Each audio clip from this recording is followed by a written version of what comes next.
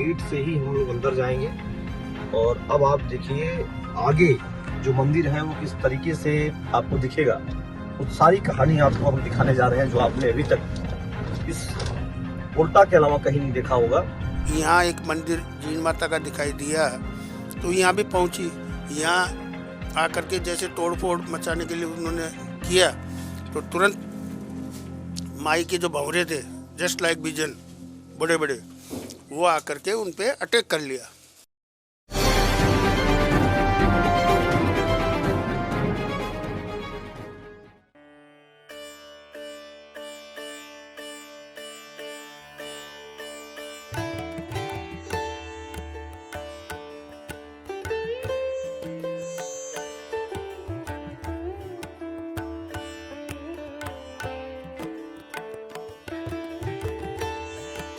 सीकर जिले में स्थित अरावली की पहाड़ियों पर जीण माता का मंदिर है। ये विश्व विख्यात मंदिर है। यहाँ पर बहुत भीड़ होती है, श्रद्धालु बड़ी संख्या में आते हैं। आज मैं उसी मंदिर में हूँ। मेरे साथ यहाँ के पुजारी राहुल पुजारी जी हैं। इनसे मैं बातचीत करूँगा कि इस मंदिर के बारे में, इस मंदिर के बारे में हम लोग जयपुर से जब चले तो बड़ी बातें, रास्ता सीधा बताया जा रहा था। हर कोई बताता था जीण माता का मंदिर कहाँ है और चले जाइए, पहाड़ियों के बीच में है। तो एक तो मैं आपसे जानना चाहूँगा इस मंदिर का महात्म्य क्या है, क्या इसकी कहानी है, क्यों इस मंदिर में लोग आते हैं, उसको पहले जानना चाहेंगे आपसे। देखो, ये स्थान एक तो होता है शक्तिपीठ और एक होता है सिद्धपीठ। ये सिद्धपीठ स्थान है और ये कितना पुराना है इसका किसी को कोई अंदाज़ा नहीं है, क्योंकि यहाँ पे पांडव लोग भी आए थे जब वो भ्रमण पे थे, तब वो भी आके थोड़े दिन रुके, सेवा करी। और माना जाता है कि नवदुर्गा में ये जयंती का स्थान है। एक रूप जयंती का जो रूप है यही है जी। और जीण माता इसलिए पड़ा कि एक जीण नाम की कन्या आई थी राजपूत वंश से। उसने यहाँ वो घर से अपने आके यहाँ पे तपस्या करी माँ भगवती की, और माँ भगवती ने उनको आशीर्वाद दिया कि भाई कलयुग में आप जीण माता के नाम से पूजी जाओगी।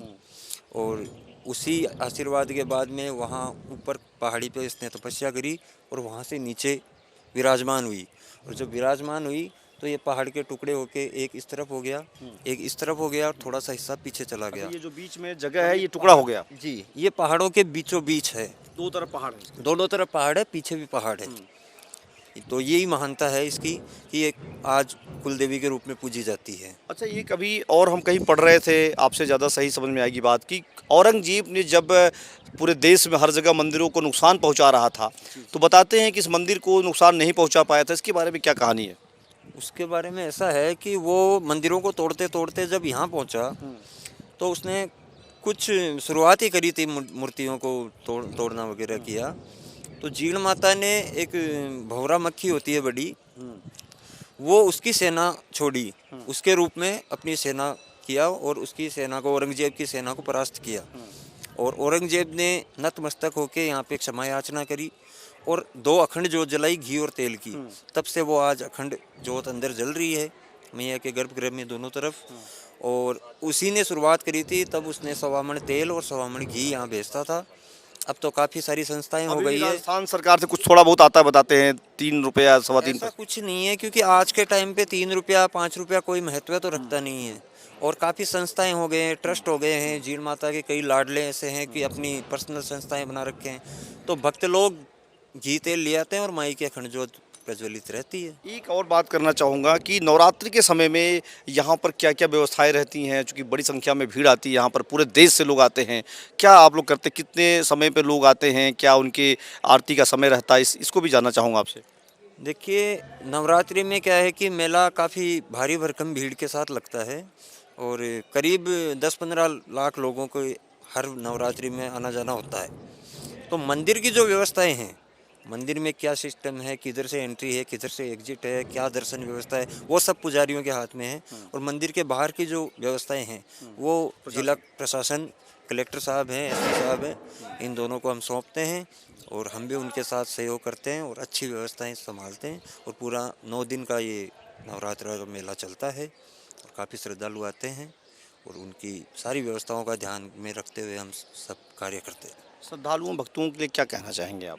श्रद्धालु और भक्तों के लिए इतना ही कहना चाहूँगा कि एक तो जब भी वो यहीं नहीं किसी भी मंदिर में जाएं, खास करके माताओं और बहनों से मैं कहना चाहूँगा कि सात्विक कपड़े, अच्छे कपड़े, सुलभ कपड़े पहन के जाएं।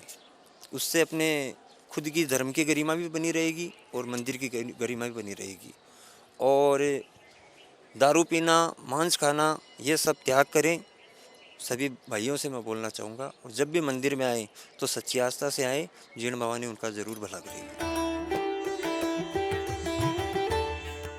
यहाँ एक मंदिर जीण माता का दिखाई दिया तो यहाँ भी पहुँची। यहाँ आकर के जैसे तोड़ फोड़ मचाने के लिए उन्होंने किया तो तुरंत माई के जो भंवरे थे, जस्ट लाइक विजन, बड़े बड़े, वो आकर के उन पे अटैक कर लिया।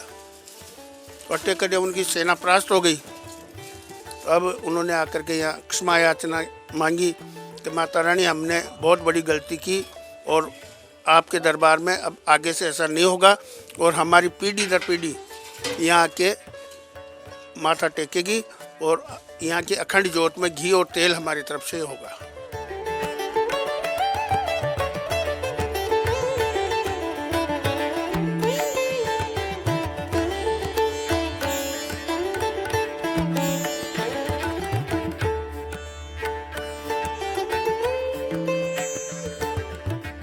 तो ये स्टोरी थी जीण माता मंदिर की, जो सीकर में स्थित है। और यहाँ की तमाम कहानियाँ, तमाम बातें जब आपने इनके पुजारी से सुनी, इनके लोगों से सुनी, किस तरीके से यहाँ पर जब औरंगजेब आया था तो किस तरीके से यहाँ पर कारनामा किया था, उसने फिर हार मानी, मत्था टेका और फिर उसके बाद से मंदिर की कहानी शुरू है और अभी तक वो चल रही है। उसमें तमाम तरह की बातें हैं। लगातार इस मंदिर की ख्याति बढ़ रही है और हज़ारों की संख्या में लोग यहाँ, लाखों की संख्या में श्रद्धालु हमेशा आते हैं। देख रही है पोल टॉक। अगर ये स्टोरी अच्छी लगी हो तो कमेंट कर जरूर बताइए। धन्यवाद। जय हिंद, जय भारत।